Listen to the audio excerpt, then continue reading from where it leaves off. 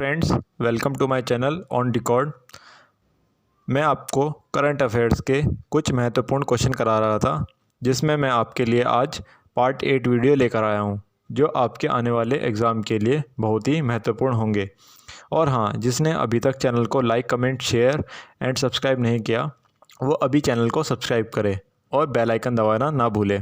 हमारा आज का पहला प्रश्न है, हाल ही में किस स्पेस एजेंसी ने ब्रह्मांड का अध्ययन करने के लिए अंटार्कटिका से एंथ्रोस मिशन लॉन्च करने की घोषणा की है? तो सबसे पहले आप इसका उत्तर बताएंगे। इसका उत्तर है नासा। ठीक है, अब हम आपको बताते हैं कि एंथ्रोस की जो फुल फॉर्म है वो क्या है। एंथ्रोस की फुल फॉर्म है anthrophysics stratospheric telescope for high spectrical resolution observation as sub millimetre wavelength. आपको दोबारा बता देते हैं, astrophysics stratospheric telescope for high spectrical resolution observation as sub millimetre wavelength. ठीक है, जो नासा इसको लॉन्च करेगा वो 2023 में इसको लॉन्च करेगा। ठीक है ना। चलिए अब हम अपने नेक्स्ट क्वेश्चन की ओर बढ़ते हैं। हमारा नेक्स्ट क्वेश्चन है, नौवहन मंत्रालय द्वारा कितने समय के लिए जलमार्ग के उपयोग शुल्क को समाप्त किया गया है? तो सबसे पहले आप इसका उत्तर बताएंगे। इसका उत्तर है 3 वर्ष। ठीक है ना, तो इसका उत्तर है 3 वर्ष।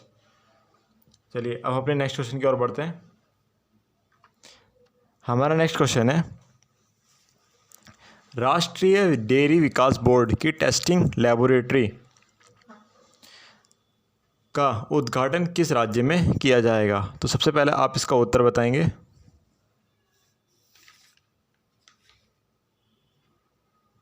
तो इसका उत्तर है गुजरात। ठीक है, आपको पता होगा कि गुजरात में ही सरदार वल्लभ भाई पटेल जी की सबसे बड़ी प्रतिमा है।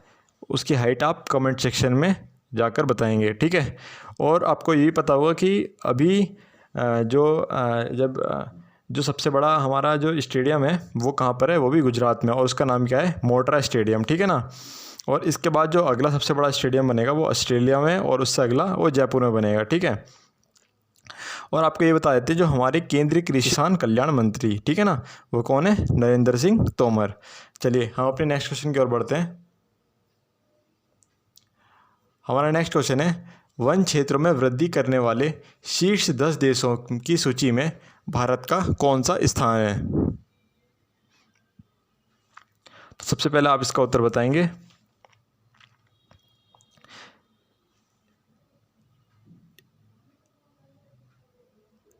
इसका उत्तर है तीसरा।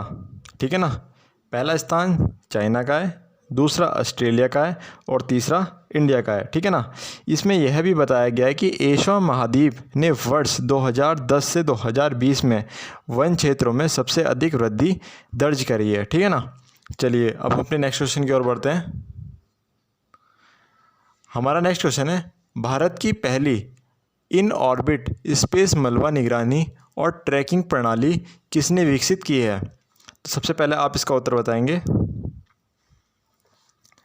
इसका उत्तर है ऑप्शन ए, दिगंतरा नामक एक स्पेस स्टार्टअप ने। ठीक है ना, तो ये है क्या, अब हम थोड़ा सा इसके बारे में जान लेते हैं। दिगंतरा नामक एक स्पेस स्टार्टअप ने भारत की पहली इन ऑर्बिट स्पेस मलबा निगरानी और ट्रैकिंग विकसित की है।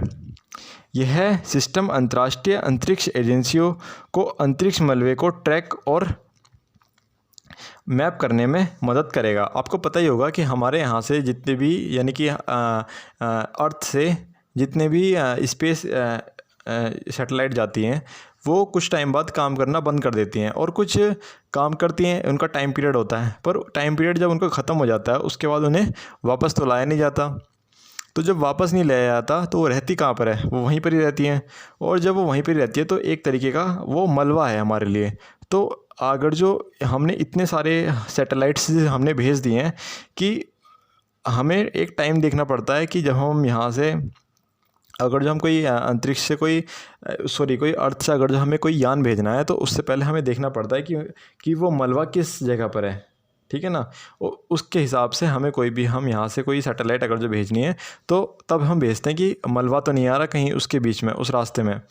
तो जब वो मलबा आगे निकल जाता है उसके बाद हम अपनी कोई भी सैटेलाइट भेजते हैं।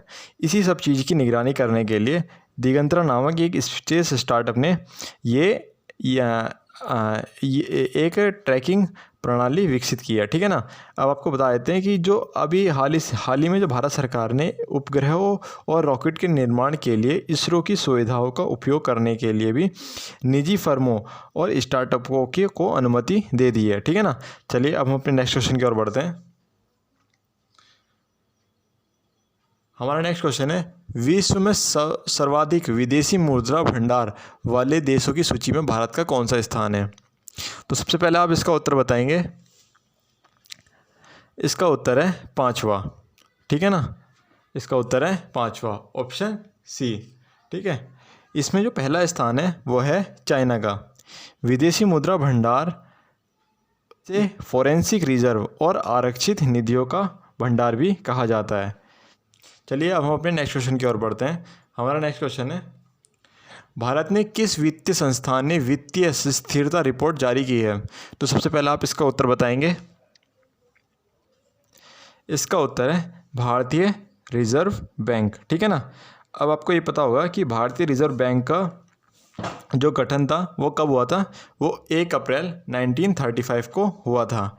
और इसके जो वर्तमान गवर्नर है वो कौन है? वो है शक्तिकांत दास, ठीक है ना। चलिए अब अपने नेक्स्ट क्वेश्चन की ओर बढ़ते हैं। हमारा नेक्स्ट क्वेश्चन है, किस राज्य ने स्टार्टअप, ई कॉमर्स और अन्य कंपनियों को बढ़ावा देने के लिए डिजिटल इकोनॉमी मिशन को मंजूरी दी है? तो आप सबसे पहले इसका उत्तर बताएंगे। इसका उत्तर है कर्नाटका, ऑप्शन डी, ठीक है ना। चलिए अब अपने नेक्स्ट क्वेश्चन की ओर बढ़ते हैं। हमारा नेक्स्ट क्वेश्चन है, वर्ल्ड IVF दिवस कब मनाया जाता है? तो इसका उत्तर है 28 जुलाई को वर्ल्ड IVF दिवस मनाया जाता है, ठीक है ना। तो आप सबसे पहले ये बताइए कि IVF की फुल फॉर्म क्या होती है? IVF की फुल फॉर्म होती है इन विट्रो फर्टिलाइजेशन, ठीक है ना। आपको पता ही होगा टेस्ट ट्यूब बेबी के बारे में, तो ये उसी से ही जुड़ा हुआ एक प्रश्न था, ठीक है। चलिए अब हम अपने नेक्स्ट क्वेश्चन की ओर बढ़ते हैं।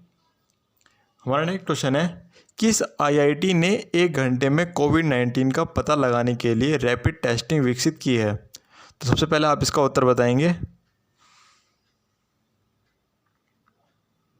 इसका उत्तर है IIT खड़गपुर, ठीक है ना। चलिए अब अपने नेक्स्ट क्वेश्चन की ओर बढ़ते हैं। आशा है आपको ये वीडियो पसंद आई होगी, और वीडियो पाने के लिए हमारे चैनल को like, comment, share and subscribe करना ना भूलें। धन्यवाद।